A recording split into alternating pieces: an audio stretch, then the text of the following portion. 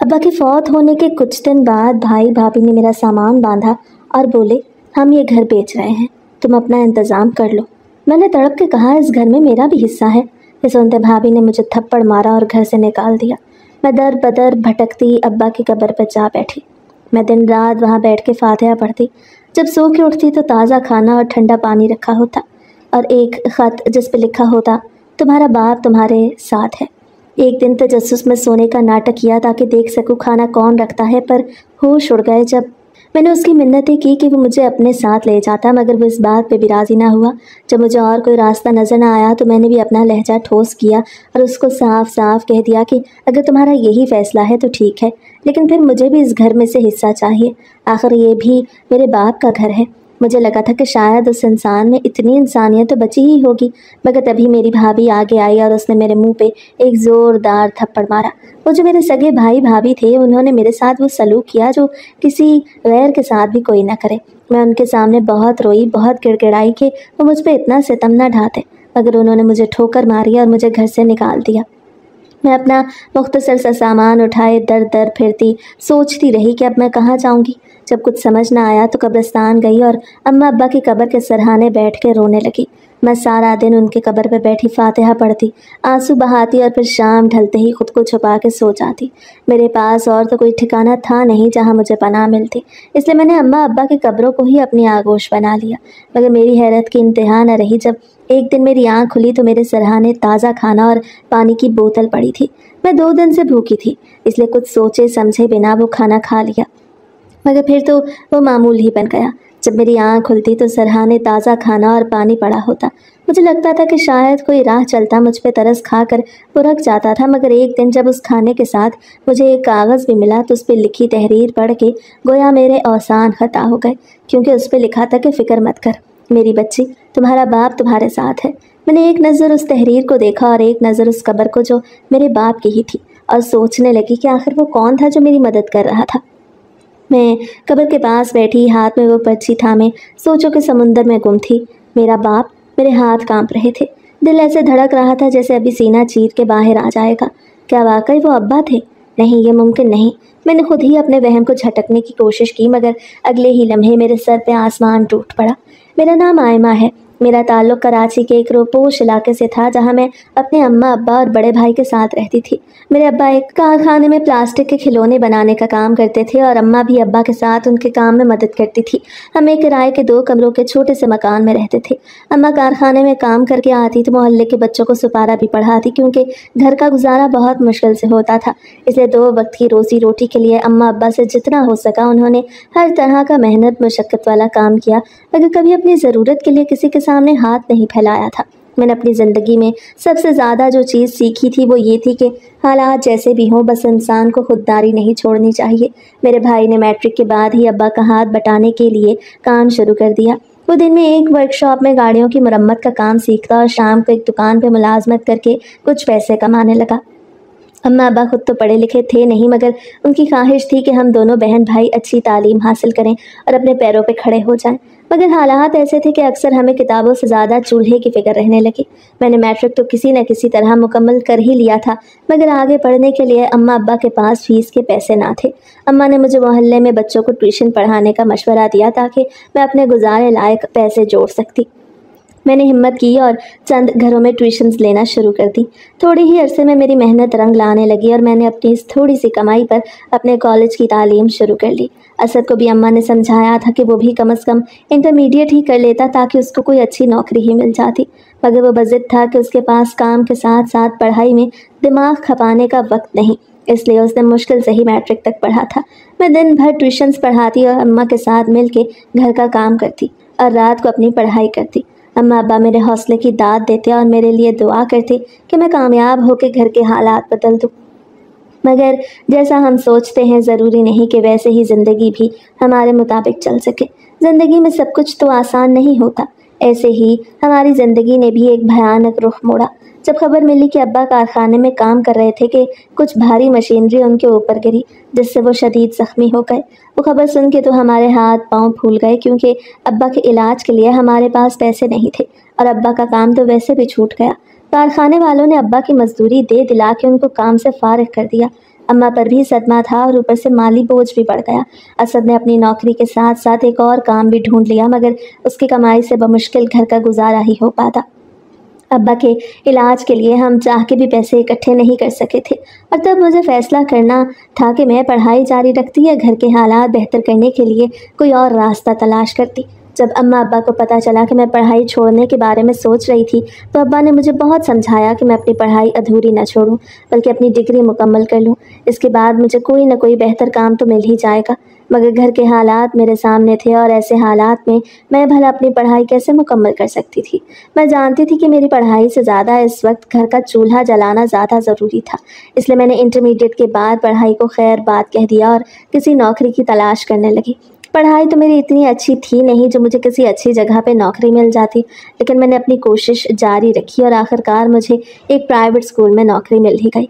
मुझे लगा था कि शायद अब मेरे घर के हालात बेहतर हो जाएंगे, लेकिन ये मेरी बहुत बड़ी भूल थी। मेरे नौकरी करने पर सबसे ज़्यादा एतराज़ मेरे भाई असद को ही हुआ था। उसने मुझे बहुत बार मना किया कि मैं स्कूल की नौकरी ना करूं और घर पे ही बैठ के ऐसा कोई काम करूं जिससे मैं घर के अखराजात पूरे करने में उसकी मदद कर सकूं। मगर घर में बैठकर आखिर मैं क्या ऐसा काम करती जिससे पैसे कमा सकती। असद को मेरी बात समझ ही नहीं आई थी, बल्कि वो तो ज़िद करने लगा कि मैं घर से बाहर ना निकलूं, बल्कि घर में ही रहूं, क्योंकि बकौल उसके बाहर के हालात ठीक नहीं।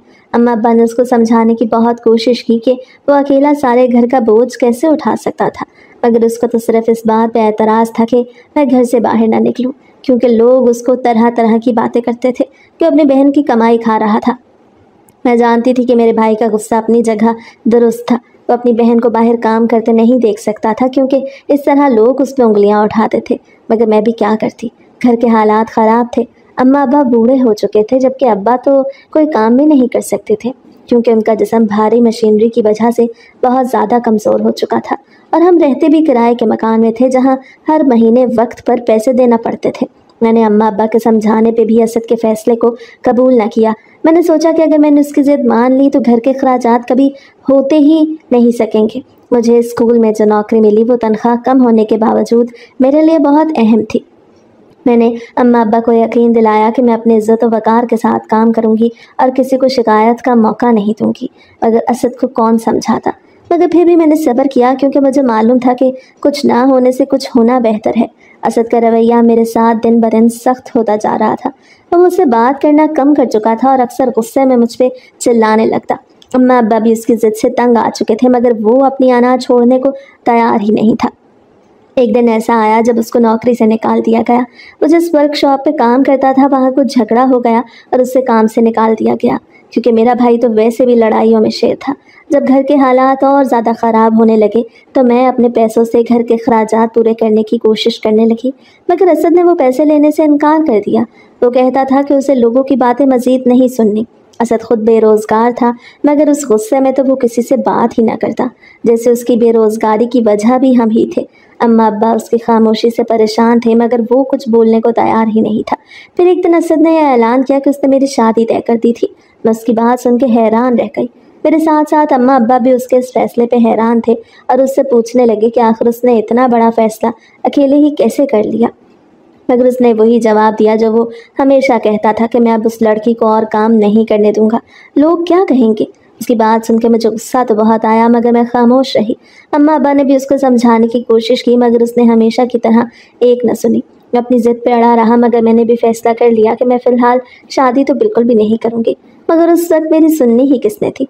जब असद अपनी ज़िद से पीछे न हटा तो अम्मा अब्बा ने मुझे ही समझाना शुरू कर दिया कि उनको एक ना एक दिन तो मुझे घर से रुखसत करना ही था ना, तो क्यों ना अब मैं अपने भाई के कहे हुए रिश्ते के लिए हाँ कह देती और खामोशी से उसकी बात मान लेती। मगर मैं अम्मा अब्बा को इस हाल में छोड़ जाने के लिए बिल्कुल भी तैयार नहीं थी। ऊपर से असद के पास काम भी कोई नहीं था। अगर मैं भी घर से चली जाती तो अम्मा अब्बा का गुजारा कैसे होता।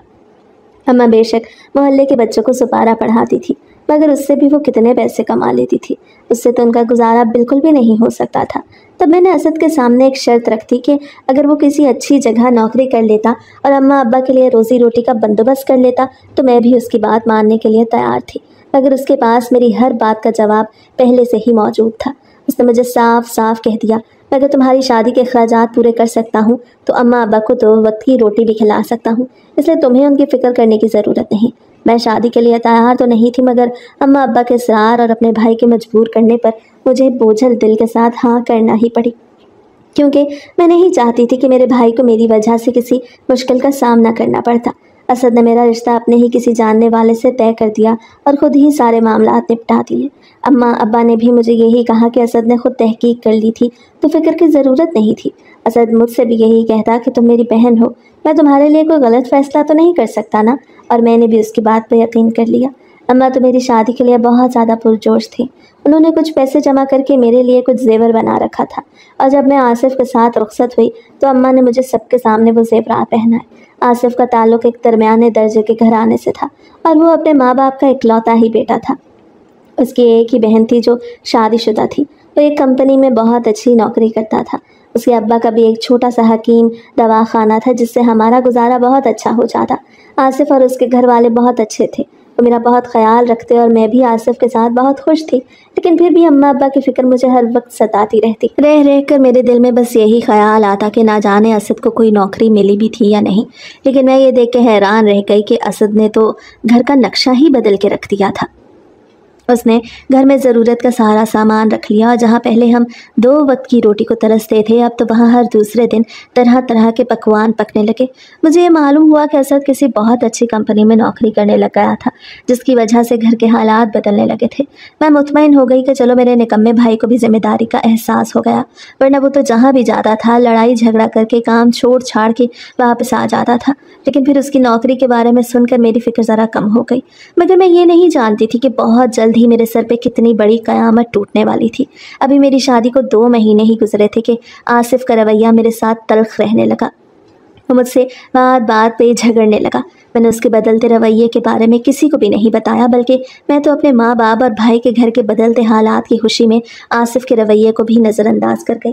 جب مجھے پورا یقین ہوا کہ اسد اپنے پیروں پر مکمل طور پہ کھڑا ہو چکا ہے، تب میں نے اماں سے اسد کے رشتے کے بارے میں بات کی، کیونکہ اماں تو بوڑھی ہو چکی تھی اور وہ اکیلی گھر کا سارا کام کاج نہیں کر سکتی تھی۔ تب میں نے ہی ان سے کہا کہ وہ ایک بہو گھر لے آئے، اس طرح سے ان کی تنہائی بھی دور ہو جائے گی اور ان پر سے کام کا بوجھ بھی ہلکا ہو جائے گا۔ میں نے اور اماں نے اسد کے لیے ایک اچھا سا رشتہ ڈھونڈنا شروع کر دیا، اور بہت جلد ہمیں سدرا پسند آ گئی۔ وہ ایک متوسط سے گھرانے کی ایک سیدھی سادھی سی لڑکی تھی۔ اسد کی شادی کی تیاریاں شروع ہوئیں اور جلد ہی سدرا دلہن بن کے ہمارے گھر آ گئی۔ سدرا بے شک ایک بہت ہی خوبصورت لڑکی تھی، مگر وہ زیادہ تر خاموش رہتی۔ پہلے پہل تو مجھے یہی لگا کہ شاید اس کا مزاج ہی ایسا تھا کہ وہ زیادہ بات چیت کرنا پسند نہیں کرتی تھی، اس لیے میری اس سے زیادہ دوستی نہیں ہو سکی، بس رسمی علیق سلیق ہی ہو جایا کرتی۔ مگر دوسری طرف میرے شوہر کا رویہ میرے ساتھ دن بدن بگڑتا ہی جا رہا تھا۔ پہلے وہ تو صرف مجھ سے جھگڑتا ہی تھا، پھر آہستہ آہستہ اس نے اپنی زبان کی گندگی بھی میرے اوپر جھاڑنا شروع کر دی۔ جب میرے ساتھ لڑنے جھگڑنے سے بھی اس کا دل نہ بھرا تو پھر مجھ پہ اس کا ہاتھ بھی اٹھنے لگا۔ میں وہ سب کچھ خاموشی سے برداشت کرتی رہی اور کبھی بھی اپنے بھائی کو یا اماں ابا کو اس کے رویے کے بارے میں بھنک تک نہ پڑنے دی۔ میں نہیں چاہتی تھی کہ میری وجہ سے وہ پریشان ہو جاتے، مگر آصف کا رویہ روز بروز بد سے بدتر ہی ہوتا جا رہا تھا۔ میرے جسم کے نیل اور روح کے زخم اب ناقابل برداشت ہو چکے تھے، مگر میں پھر بھی صبر کیے ہوئے تھی۔ اماں ابا اور اسد کو کچھ بتانے کا سوال ہی پیدا نہیں ہوتا تھا۔ میں نے خود کو سمجھا لیا تھا کہ شاید یہی میری قسمت تھی، مگر قسمت کا فیصلہ ہمیشہ انسان کے صبر اور برداشت سے نہیں ہوتا، بلکہ بعض اوقات وقت ہی سب سے بڑا فیصلہ کر دیتا ہے۔ شادی کے کچھ عرصے بعد اس انسان نے نہ صرف میری عزت نفس کو کچلا، بلکہ میرے جذبات اور احساسات کو بھی رون ڈالا۔ وہ اب کھل کے کہنے لگا تھا کہ اے کمتر عورت، میں تو تیرے جیسی کنگال عورت سے شادی کر کے غلطی کر چکا ہوں۔ کبھی وہ مجھے کہتا میں نے تمہارے بھائی پہ بھروسہ کر کے غلطی کر لی، مجھے اس خبیث پہ بھروسہ کرنا ہی نہیں چاہیے تھا، کیونکہ جسے اپنے ماں باپ کا بھروسہ خاک میں ملا دیا وہ تو بھروسے کے لائق ہی نہیں۔ مجھے سمجھ نہیں آتا تھا کہ آخر وہ ایسا کیوں کہتا تھا کہ اس نے اسد پہ بھروسہ کر کے غلطی کر لی۔ اس کا تو معمول ہی بن گیا کہ وہ رات کے پچھلے پہر گھر آ کے مجھ پہ چیخنے چلانے لگتا۔ میں نے کئی راتیں بھوکی پیاسی گزاری، اپنے شوہر کے ہاتھوں کی مار اب میرا روز کا معمول بن گئی۔ وہ تو شاید نشہ بھی کرنے لگ گیا تھا، مگر میں خاموش تھی کیونکہ مجھے اپنا گھر بسانا تھا۔ وہ اکثر نشے میں دھت آتا اور کسی بھی معمولی بات پہ مجھے مارتا پیٹتا گالیاں دیتا۔ مجھے اس کی چیخوں، دروازوں کو پٹخنے اور دیوار پہ چیزیں مارنے کی آوازوں سے وحشت ہونے لگی تھی۔ میں سوچتی تھی کہ کیا میں نے واقعی اتنی بڑی غلطی کر دی کہ اپنا سب کچھ چھوڑ چھاڑ کے اس انسان کے ساتھ آ گئی جو میرا شوہر تھا، مگر میں نے اپنے آپ کو ہر بار خاموشی کی چادر میں لپیٹ لیا کہ شاید ہی وہ سدھر جائے، شاید اس کے دل میں میرے لیے رحم آ جائے۔ लेकिन एक रात जब वो हस्बे मामूल देर से आया तो इस बार वो नशे में धत नहीं था बल्कि खुश लग रहा था। मैं हैरान थी कि आखिर वो इतना खुश क्यों था, और तब उसने मुझे जो बात बताई वो सुन के मुझे लगा जैसे किसी ने मेरे पैरों के नीचे से ज़मीन खींच ली थी। वो मुझे कहने लगा कि मैंने असद को जितने पैसे दिए थे उस हिसाब से तुम्हारी मुद्दत मेरे घर में पूरी हो गई और अब मैं तुम्हें मज़ीद अपने साथ नहीं रख सकता। मुझे उसकी बात की समझ ही ना आई कि आखिर वो क्या कह रहा था। तब वो मुझे कहने लगा कि असद जो तुम्हारा भाई है, तुम्हारे अम्मा अब्बा, उसने मुझसे तुम्हारा सौदा किया था और तुम्हारे बदले उसने मुझसे बहुत सारे पैसे लिए थे, और वैसे भी मैं तो तुमसे शादी करने के लिए तैयार ही नहीं था, मगर तुम्हारे भाई ने मुझे इस बात की खुली इजाज़त दे दी कि अगर मेरा दिल तुम जैसी कंगली औरत से भर जाए तो मैं तुम्हें छोड़ सकता हूँ और अब मैं मज़ीद तुम्हारे साथ नहीं रह सकता। उसकी बातें सुन मेरी टांगों से जान निकल गई। मैं ज़मीन पर बैठ गई और आसिफ का चेहरा देखने लगी। उसकी आंखों में ज़रा भी हमदर्दी नहीं थी। मैंने उससे बहुत मिन्नत समाजत की कि वो ऐसा ना करे। अगर वो मुझे छोड़ देता तो मैं कहाँ जाती। मेरे माँ बाप तो मुझे अपने घर से रुखसत करके मुतमईन थे कि उन्होंने मेरा फ़र्ज़ पूरा कर दिया था, और अगर मैं उनकी दहलीज पे वापस चली जाती तो वो तो जीते जी मर जाते। आसिफ ने तो मुझ पे एक बहुत बड़ा इंकशाफ किया कि उसने मेरे बदले मेरे आवारा भाई को बहुत सारे पैसे दिए थे, बल्कि उसके साथ ही उसने मुझे बातें भी सुनाई कि मैं तो जहेज़ लाई ही नहीं थी, तो फिर भला मुझे अपने साथ वो कैसे रख सकता था। जब मेरी आसिफ के साथ शादी हुई तब तो मुझे ये भी नहीं मालूम था कि वो बुरी सोहबत का शिकार था, मगर मैंने उसको हर हाल में कबूल किया। इसके बावजूद भी उसने मुझ पर तलाक का धप्पा लगा के मुझे मेरे माँ बाप के घर रवाना कर दिया। आसिफ ने तो मुझे संभलने का मौका ही न दिया और मैं 2 साल उसके निकाह में रहने के बाद उससे तलाक लेकर घर वापस आ गई। अम्मा अब्बा को जब मेरी तलाक के बारे में मालूम हुआ तो अम्मा ये सदमा बर्दाश्त न कर पाई और उनका बीपी शूट कर गया। हम उनको बचा न पाए। मुझ पे एक क़यामत के बाद दूसरी बड़ी क़यामत टूट पड़ी। अम्मा दुनिया से चली गई। अम्मा के इंतकाल के बाद हमारे घर का माहौल एकदम से बदल गया। अब्बा तो पहले ही ज़िंदगी की सख्तियों से निढाल थे, मगर अम्मा की जुदाई ने उन्हें अंदर से तोड़ के रख दिया। वो चुप चुप रहने लगी, जैसे अल्फाज ने भी उनसे मुंह मोड़ लिया था। मैं उनके कंधे पर सर रख के बहुत रोई, मगर वो हमेशा मेरी आंखों के आंसू पूंछ के मुझे हौसला देते, जैसे मेरे दर्द से ज़्यादा उन्हें मेरे गिरने का खौफ था। आसिफ ने मुझे सिर्फ तलाक ही नहीं दी थी, बल्कि उसने तो मेरे वजूद को एक बोझ की तरह मेरे अपने घर वालों के कंधों पर डाल दिया। सिदरा जो पहले खामोश रहती थी, अब उसके रवैये में भी तब्दीली आने लगी। वो मुझे एक बोझ समझने लगी। मैंने कई बार सोचा असद से पूछूं क्या वाकई उसने मुझे आसिफ के हाथों बेच दिया था, मगर मेरे पास इस सवाल का सामना करने की हिम्मत नहीं थी। अम्मा के जाने के बाद वो सिदरा जो कभी बोलती नहीं थी, उसने खुल के मेरे खिलाफ बातें करना शुरू कर दी थी। वो अक्सर असद से पूछती कि आखिर ये कब तक रहेगी, इसका कोई और बंदोबस्त करो, हमारे घर के हालात ऐसे नहीं है कि इसका बोझ भी उठाएं। असद को कहती कि हम कोई करोड़पति नहीं कि एक तलाक याफ्ता लड़की को भी पालें, मगर मेरी हैरत की इंतहा न रहती जब असद चुपचाप अपनी बीवी की बातें सुनता रहता। वो कभी मेरे हक में कुछ बोला ही नहीं था। सिदरा असद से ये सब कहती और मैं दीवार के पीछे छुप के सब सुनती। मेरा दिल चाहता था कि मैं चीख चीख के कहती कि मैं बोझ नहीं थी, बल्कि मेरे साथ तो जो कुछ भी हुआ उसका कसूरवार असद खुद ही तो था, जो अब खामोशी की तस्वीर बन गया था। मगर मेरी ज़ुबान जैसे गंग हो चुकी थी। मुझे तो यकीन ही ना आता था कि सिदरा, जिसको मैं खामोश मिजाज की एक सादा सी लड़की समझती थी, वो इतनी शातिर थी कि मेरे ही भाई को मेरे खिलाफ भड़काने लग गई। उसमें ज़्यादातर कसूर सिदरा का था भी नहीं, बल्कि असल कसूरवार तो था ही असद, जिसने पहले भी मेरे साथ ज्यादती की और फिर अपनी बीवी की बातें सुन के भी उसने कभी एक लफ्ज़ तक न कहा। अम्मा के गुजर जाने के बाद अब्बा की तबीयत भी बहुत ज़्यादा ख़राब रहने लगी और वो बिस्तर से जा लगे थे। इसलिए मैं सिदरा के बारे में अब्बा को बता के उनको दुखी नहीं करना चाहती थी, बल्कि जिस तरह से मैंने असद के सामने चुप साध ली थी, उसी तरह से मैंने सिदरा और असद का रवैया देख के भी खुद को बोलने से रोक लिया। मैं सारे घर के काम भी करती और अब्बा का ख्याल भी रखती, क्योंकि सिदरा ने तो अब्बा की भी जिम्मेदारी लेने से इनकार कर दिया था। भाई भाभी का रवैया अब्बा के सामने ही था। अब्बा ने 1-2 बार असद को समझाने की कोशिश की थी, मगर उसने अब्बा को ये कह के खामोश करा दिया कि अब्बा आप घर के मामलात में क्यों बोल रहे हैं, जब सारे घर की जिम्मेदारी मैं अकेले संभाल रहा हूँ तो मुझे मालूम है कि मुझे क्या करना है। उसने तो अब्बा को साफ साफ कह दिया था कि अगर आपको हम मियाँ बीवी का रवैया आयमा के साथ अच्छा नहीं लग रहा तो आप उसे कह दें कि वो इस घर से ही चली जाए। और फिर अब्बा ये सोच के खामोश हो गए कि अगर वो मुझे घर से जाने का कहते तो आखिर मैं जाती कहाँ। इसलिए मैं चुपचाप सिदरा के भी काम करने को तैयार थी। मगर वो फिर भी कोई ना कोई बहाना बना के मुझसे बहस में उलझ जाती और असद को भी हमेशा यही लगता कि गलती उसकी बीवी की नहीं बल्कि मेरी ही थी। मैंने सिद्रा के साथ बहस करना ही छोड़ दी। वो मुझे अक्सर मेरी ही शादी के ताने देती और कहती कि शायद मुझ में ही कोई ख़राबी थी, मुझ में ही कोई नुक्स था जो आसिफ ने मुझे तलाक दे के घर से बाहर निकाल दिया। उसकी यही बातें सुन सुन के मेरा दिल चीख चीख के कहता कि मैं उसको जवाब दूँ और उसको बताऊँ कि ये सब कुछ जो मेरे साथ हुआ था वो उसके शौहर ने ही जानबूझ के किया था। अगर असद पैसे के लालच में आके मुझे आसिफ जैसे इंसान के हवाले न करता तो ना ही मेरी ज़िंदगी बर्बाद होती और ना ही अम्मा हम सबको छोड़ के जाती। लेकिन सिद्रा तो मुझसे इस हद तक नफरत करने लगी थी कि उसको मेरा वजूद मेरे ही घर में बर्दाश्त न होता। मैंने कोशिश की थी कि मैं उन दोनों मियाँ बीवी पे बोझ न बनती, मैं बाहर निकल के नौकरी कर सकती थी, मगर अब्बा की हालत ऐसी नहीं थी कि मैं उनको सिद्रा और असद के रहमो करम पे छोड़ के घर से बाहर निकल सकती। उनको किसी भी वक्त मेरी ज़रूरत पड़ सकती थी और मुझे सिद्रा से कोई उम्मीद नहीं थी। उसे तो कभी अब्बा से पानी तक का ना पूछा तो भला मैं उस पर कैसे भरोसा कर सकती थी।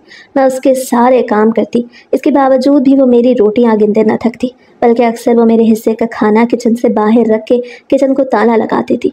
अब्बा को भी अम्मा के गुजर जाने का गहरा सदमा था और फिर मेरा गम लेके भी वो दिन ब दिन बीमार ही होते जा रहे थे। पहले तो सिद्रा को सिर्फ मेरा वजूद ही बोझ लगता था, मगर जब से अब्बा बीमार हुए थे उसको ऐसा लगने लगा जैसे अब्बा भी उस पर एक बोझ बन गए थे, क्योंकि उनके इलाज पर और दवाइयों पर उसके शौहर की कमाई जो ज़ाया हो रही थी। अब्बा और असद मुझसे बहुत बार कह चुके कि मैं दूसरी शादी कर लेती, मगर मैं अब्बा को उन दोनों के रहमो करम पे छोड़ के कहीं नहीं जाना चाहती थी। सिद्रा को तो वैसे भी लगता था कि मैं घर बसाने वाली लड़की थी ही नहीं। अगर मैंने घर बसाना होता तो आसिफ के साथ ही बसा लेती। उन्हीं दिनों में अब्बा की हालत बहुत ज़्यादा बिगड़ गई और आखिर एक दिन वो भी मुझे मेरे बेहिस भाई भाभी के रहमो करम पे छोड़ के चले गए। मैं अब्बा की जुदाई में बहुत दिन तक रोती रही। मैं अब्बा की जुदाई में इस हद तक बीमार हो गई कि मुझसे अपने बिस्तर से उठा ना जाता। अभी अब्बा को गुजरे एक ही हफ्ता गुजरा था जब मैं शदीद बीमार थी कि सिद्रा ने मुझे बिस्तर से खींच के उठाया और कहने लगी, एक तो हमने तुम्हें मुफ्त में अपने घर रखा है, फिर ऊपर से तुम्हारे नखरे ही ख़त्म नहीं होते। जब देखो बीमारी का बहाना बना के पड़ी रहती हो। उठो और अब कोई हाथ पाँव हिला के घर के काम संभालो। मेरी ऐसी हालत नहीं थी कि मैं उठ सकती, मगर मैं सिद्रा से बहस नहीं कर सकती थी, इसलिए मजबूरन उठ के मुझे बीमारी के बावजूद भी सारे काम करने पड़े। मगर मैंने उफ तक न की, क्योंकि शायद मेरा वजूद भी मुश्किलात और तकलीफ सह सह के ढीठ हो गया था और मैं सारे काम कर लेती थी। मैं इस बात पे मुतमईन थी कि कम से कम मैं एक महफूज छत के नीचे 2 वक्त की रोटी तो खा ही रही थी, मगर मैं नहीं जानती थी कि बहुत जल्द मुझसे वो भी छिनने वाला था। एक दिन जब मैं सुबह सो के उठी तो सारे घर का सामान सहन के बीचों बीच पड़ा था, जैसे असद और सिद्रा कहीं जाने वाले थे। अभी मैं सहन में खड़ी सोच ही रही थी कि वो सारा सामान वहाँ क्यों पड़ा था, जब सिद्रा ने एक पुराना सा बैग मेरे कदमों में फेंका और मुझे कहने लगी कि अपना बोरिया बिस्तर समेटो और निकलो यहाँ से। मुझे कुछ समझ ना आया कि वो मुझे घर से निकाल रहे थे तो घर का सारा सामान क्यों बाहर निकाला था। मगर तभी असद ने मुझसे कहा कि बहुत जल्द मैं इस घर को बेच के उस शहर से दूर जा रहा हूँ और मज़ीद तुम्हें अब अपने साथ नहीं रखूँगा, इसलिए अब अपना बंदोबस्त कर लो। वो सब सुन के मुझे लगा जैसे किसी ने मेरे जिस्म से रूह ही खींच ली थी। मेरे पास तो इस छत के अलावा और ठिकाना था ही नहीं, कहाँ जाती मैं। मैंने असद को समझाने की बहुत कोशिश की कि वो अम्मा अब्बा की इस आखिरी निशानी को मत बेचता, मगर उसने सारी ज़िंदगी तो मेरी कोई बात सुनी तक नहीं थी जो ये भी सुन लेता। मैंने उसकी मिन्नतें की कि वो मुझे भी अपने साथ ले जाता, मगर वो इस बात पे भी राज़ी ना हुआ। जब मुझे और कोई रास्ता नज़र ना आया तो मैंने भी अपना लहजा ठोस किया और उसको साफ साफ कह दिया कि अगर तुम्हारा यही फ़ैसला है तो ठीक है, लेकिन फिर मुझे भी इस घर में से हिस्सा चाहिए। आखिर ये मेरे भी माँ बाप का घर है। मुझे लगा था कि शायद उस इंसान में इतनी इंसानियत तो बची ही होगी, मगर तभी सिद्रा आगे आई और उसने मेरे मुंह पे एक ज़ोरदार थप्पड़ मारा और कहने लगी कि किस कदर बेहया लड़की हो तुम। एक तो तुम्हारे भाई ने तुम जैसी तलाक याफ्ता को घर में रखा, तुम्हारी ज़रूरियात पूरी की, और तुम हो कि हमारा एहसान मानने के बजाय अपना हिस्सा ही मांगने आ गई हो। तुम्हें शर्म नहीं आई हमसे ऐसी बात करते। वो जो मेरे सगे भाई भाभी थे उन्होंने मेरे साथ वो सलूक किया जो कोई गैर के साथ भी ना करे। मैं उनके सामने बहुत रोई, बहुत गिड़गिड़ाई कि वो मुझ पर इतना सितम ना ढाते, मगर उन्होंने मुझे ठोकर मारी और मुझे घर से निकाल दिया। मैं अपना मुख्तसर सा सामान उठाए दर बदर फिरती सोचती रही कि अब मैं कहाँ जाऊँगी। जब कुछ समझ ना आया तो कब्रिस्तान गई और अम्मा अब्बा की कब्र के सरहाने बैठ के रोने लगी। मैं सारा दिन उनकी कब्र पर बैठी फातिहा पढ़ती, आंसू बहाती और फिर शाम ढलते ही खुद को छुपा के सो जाती। मेरे पास और तो कोई ठिकाना था नहीं जहाँ मुझे पनाह मिलती, इसलिए मैंने अम्मा अब्बा की कब्रों को ही अपनी आगोश बना लिया। मगर मेरी हैरत की इंतहा न रही जब एक दिन मेरी आंख खुली तो मेरे सरहाने ताज़ा खाना और पानी की बोतल पड़ी थी। मैं 2 दिन से भूखी थी। اس لیے کچھ सोचे समझे बिना वो खा लिया, मगर फिर तो वो मामूल ही बन गया। जब मेरी आंख खुलती तो सरहाने ताज़ा खाना और पानी पड़ा होता। मुझे लगता शायद कोई राह चलता मुझ पर तरस खा के वो रख जाता था। मगर एक दिन जब उस खाने के साथ मुझे एक कागज़ भी मिला तो उस पर लिखी तहरीर पढ़कर गोया मेरे औसान खता हो गए, क्योंकि उस पर लिखा था, फ़िक्र मत कर मेरी बच्ची, तुम्हारा बाप तुम्हारे साथ है। मैंने एक नज़र उस तहरीर को देखा और एक नज़र उस कब्र को जो मेरे बाप की ही थी, और सोचने लगी कि आखिर वो कौन था जो मेरी मदद कर रहा था। मैं कब्र के पास बैठी हाथ में वो पर्ची थामे सोचों के समुंदर में गुम थी। मेरा बाप। मेरे हाथ कांप रहे थे, दिल ऐसे धड़क रहा था जैसे अभी सीना चीर के बाहर आ जाएगा। क्या वाकई वो अब्बा थे? नहीं, ये मुमकिन नहीं। मैंने खुद ही अपने वहम को झटकने की कोशिश की, मगर अगले ही लम्हे आंसुओं की एक लहर मेरी आंखों से बह निकली। मैंने अब्बा की कब्र पे हाथ रखा। बाप तो मर चुके हैं ना, फिर ये कौन है जो मेरा बाप बन के मेरा ख्याल रख रहा है? मगर कोई जवाब ना आया। सिर्फ हवा के झोंके थे जो कभी मेरे बालों को बिखेर देते और कभी आंचल को उड़ा देते। मगर अगले दिन भी वही हुआ। जब सूरज की किरणें मेरी पलकों पे पड़ी तो सरहा ने ताज़ा खाना रखा था। मेरे अंदर खौफ और तजस्सुस की मिली जुली कैफियत पैदा होने लगी। तब मैंने सोच लिया कि आज की रात मैं जागूंगी और देखूंगी कि आखिर वो कौन था। जब रात ढली मैंने आंखें बंद करके सोने का ढोंग रचाया। जब रात का दूसरा पहर शुरू हुआ तो अचानक मुझे किसी के कदमों की आहट सुनाई दी। मैंने दिल थाम लिया। वो आहट कब्र के करीब आके रुक गई। मैंने पलकों के नीचे से देखा तो वहाँ एक साया था, बूढ़ी उम्र का, सफ़ेद कपड़ों में मलबूस, हाथों में टिफ़िन और पानी की बोतल थामे। वो बड़े एहतराम से कब्र के करीब बैठा, फातिहा पढ़ी और खाना मेरे करीब रख दिया। मैंने सांस रोके रखी। वो शख्स कुछ देर बैठा रहा और फिर उठ के जाने लगा। तब मैंने हिम्मत करके आवाज़ दी कि कौन है आप और मेरे लिए खाना क्यों रखते हैं? वो साया कुछ देर खामोश रहा और फिर कहने लगा कि शायद मैं ही तुम्हारा गुनहगार हूँ, इसलिए अपने गुनाह का कफ़ारा करना चाहता हूँ। मैं चौंक गई। मुझे वो आवाज़ कुछ मानूस सी लगी, मगर जहन पे जोर देने के बावजूद भी याद ना आया कि वो आवाज़ किसकी थी। मेरे दिल में हलचल मच गई। अगर मुझे वो आवाज़ मानूस न लगती तो शायद मैं उसे किसी इंसान की नेकी ही समझती और नज़रअंदाज करती थी, मगर वो आवाज़ सुनने के बाद तो मेरा तजस्सुस मज़ीद बढ़ गया। मैंने फ़ैसला किया कि वो जो कोई भी था मैं उसे देख के रहूँगी। अगली रात 12 बजे के करीब वो फिर आया। वही खामोश चाल, वही सफ़ेद लिबास, मगर इस बार मैं पहले से तैयार थी। मैंने इल्तिजा की कि मेरे तो अपने भी मुझे ठुकरा के जा चुके हैं और मेरे पास अब कोई ठिकाना नहीं, इसलिए मुझे बता दें कि आप कौन हैं। वो रुका, कुछ देर खामोश खड़ा रहा, फिर आह भरी तो मुझे चांदनी में उन बुजुर्ग का चेहरा साफ दिखाई देने लगा। मैंने जैसे ही वो चेहरा देखा मेरा दिल बैठ गया। वो आसिफ के अब्बा थे, मेरे ससुर। लेकिन वो खुद को गुनहगार क्यों कह रहे थे मुझे इस बात की समझ ना आई। तब वो कहने लगे कि जब तुम मेरी बहू बन के आई तो हमें जैसे एक बेटी मिल गई, इसलिए हम तुमसे प्यार करने लगे। हमें नहीं मालूम था कि आसिफ का रवैया तुम्हारे साथ कैसा था, लेकिन जब उसने तुम्हें घर से निकाला तो उस वक्त मुझे एहसास हुआ कि मैं आसिफ का बाप था और तुमने भी मुझे बाप की तरह ही इज्जत दी थी, मगर मैं अपना बाप होने का फ़र्ज़ ना निभा सका। मैंने कभी ये जानने की कोशिश ही न की कि मेरे बेटे ने तुम्हारे साथ क्या रवैया रखा था, लेकिन मैंने उससे तुम्हारे बारे में पूछा कि आखिर उसने तुम्हें छोड़ क्यों दिया। तब वो तुम पर इल्ज़ाम लगाने लगा कि तुम एक बदकिरदार लड़की हो, इसलिए उसने तुम्हें छोड़ा, मगर मैं और तुम्हारी सास जानते थे कि तुम ऐसी नहीं हो। तब मैंने तुम्हारे भाई ने भी साफ कह दिया कि उसका इस सारे मामले से कोई वास्ता नहीं। तब मुझे समझ आ गया कि कहीं तो कुछ गड़बड़ थी। तुम्हारे भाई ने मुझे गालियाँ दी कि मैं इस मामले में ना पढ़ूं, लेकिन मैंने तो तुम्हें बेटी कहा था, तो फिर मैं तुम्हारा हक क्यों ना अदा करता। मैं सख्ते में खड़ी थी, मगर उनकी आंखों में नमी झलकने लगी।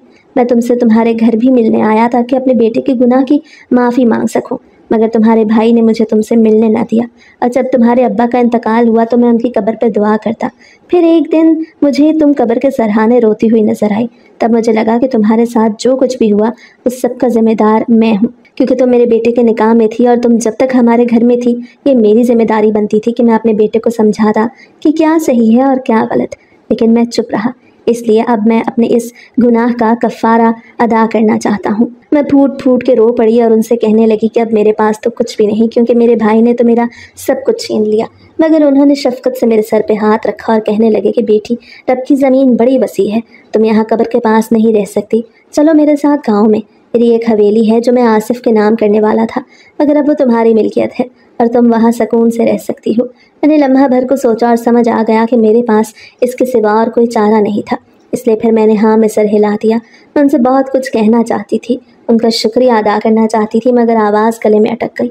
उस रात पूरे 1 हफ्ते के बाद मैं बिस्तर पर सोई, एक छत के नीचे। मैंने उसी हवेली में रह के अपनी ज़िंदगी का एक नया आगाज़ किया, जिसमें मेरे भाई और भाभी की कोई याद नहीं थी, बल्कि मैंने उस हवेली के ही एक कमरे में एक स्कूल का आगाज़ किया। और इस सब में आसिफ के अब्बा मेरे साथ थे। उन्होंने मेरी बहुत मदद की और मैं सब कुछ भूल के आगे बढ़ने लगी। आज मेरा वो स्कूल एक कमरे से फैल के आधी हवेली तक मुंतकिल हो गया है। अब मुझे अम्मा अब्बा के उस घर से भी कोई हिस्सा नहीं चाहिए, बल्कि मैंने अब अपनी ज़िंदगी इन लड़कियों के लिए वक्फ कर दी है जो डर कर खामोश हो जाती हैं। आज मैं उनको सिखा रही हूँ कि अपने हक़ के लिए हमें खुद ही आवाज़ उठानी होगी, वरना कल को उनका हाल भी मेरे जैसा ही होगा, जिस तरह मेरे भाई ने मेरी खामोशी का नाजायज़ फ़ायदा उठाया। मैं चाहती हूँ कि कल को कोई लड़की इस तरह चुप न रहे, बल्कि अपने हक़ के लिए लड़े।